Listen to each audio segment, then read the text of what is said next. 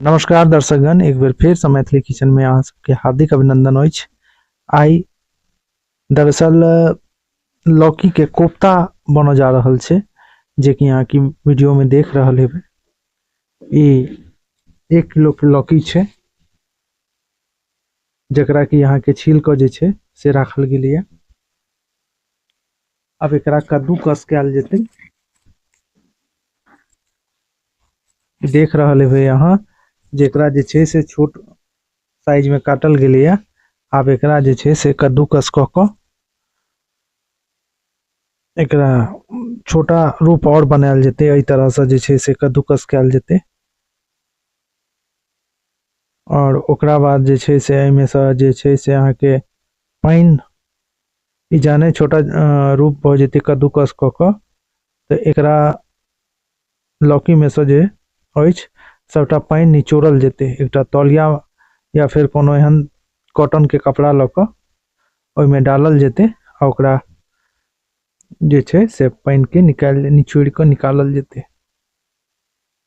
तहन फिर जे छै एहिमे मसाला के रूप में जे छै से हरा मिर्च, नमक, प्याज, ई जते जे चीज अछि सबटा ई लौकी में मिलायल जेतै।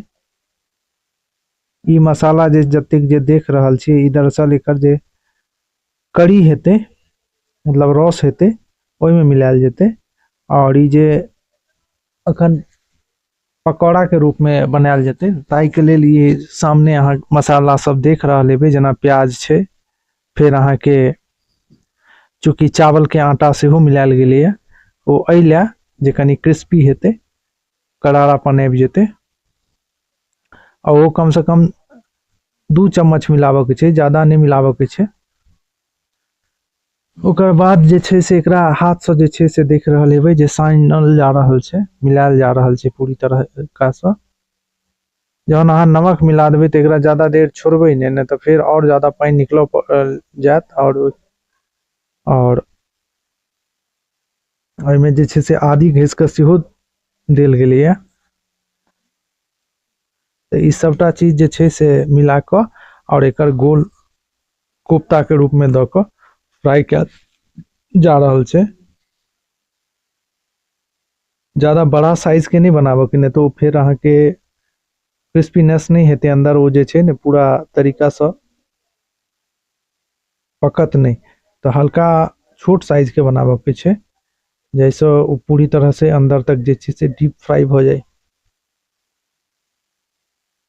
अब देख रहल हेबै जे लाल लाल भ गेल छै। अब एकरा निकालल जेतै। खाय में जे छै से ओहिना ही टेस्टी हुई छै। और साथ ही साथ एक लौकी तो ओनाहिते गुणकारी छै, ओ तो कहो योग्य बात छैहे नहीं के विस्तार पूर्वक हम बताएब, कियाकि सब दर्शक गोटा एहि विषय में जानै छथिन जे लौकी जे छै से कते नीक हुई छै। अब जे छै से फ्राई भ गेलै ओ कोफ्ता।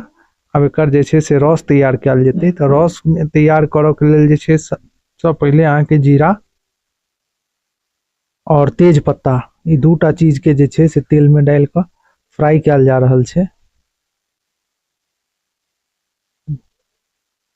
ई फोरन के काज करते। आ ओकर बाद जे पहले वो वीडियो में देख लेने हेबै जे अहाँ के पीसल प्याज और लहसुन, ई दूटा चीज के जे छै से पहले अहाँ के फ्राई करबो के, कियाकि ऐसा की होय छै जे एकर गंध जे छै से खत्म हो जाए छै और टेस्टी हुई छै। देख रहल हेबै जे एकरा जे छै से फ्राई कल जा रहल छै, लहसुन और प्याज के पहले। ओकर बाद जे पारंपरिक मसाला है, जेना कि जीरा भेले, धनिया भेले, अहाँ के लाल मिर्च भेले, कश्मीरी लाल मिर्च भेले, हींग भेले। तो हींग तो सेहो अहाँ के छौंका काल में देबो के। और अते जे मसाला अहाँ के बारे में ए विषय में बतेलौ है, सबटा के मात्रा जे छै से 1-1 चम्मच रहते। लाल मिर्च के मात्रा अहाँ अपना हिसाब से रखबै, कियाकि जे गोटा लाल मिर्च ज्यादा नहीं खाय छै तो ओकर मात्रा वो कम रखथिन। हम सब चूंकि ज्यादा खाय छी तो 1 चम्मच जे छै से डालल गेलै है। और एकरा एहि प्रकार से जे छै भूजऽ के छै। देख रहल हेबै जे तेल छोड़ रहल छै। जहन ही अहाँ के पूरी तरह से एकर नमी उड़ जेते तऽ एहि तरीका से मसाला भ जेते। मसाला भुजा गेल अछि, अब इमे जे छै से पानी पड़ते अपन आवश्यकता अनुसार।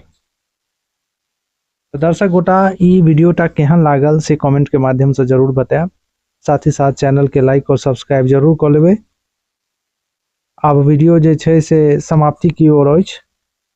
तब हम अपन वाणी के एते विराम देब और यह कहि के विराम देब, जय मिथिला, जय मैथिली।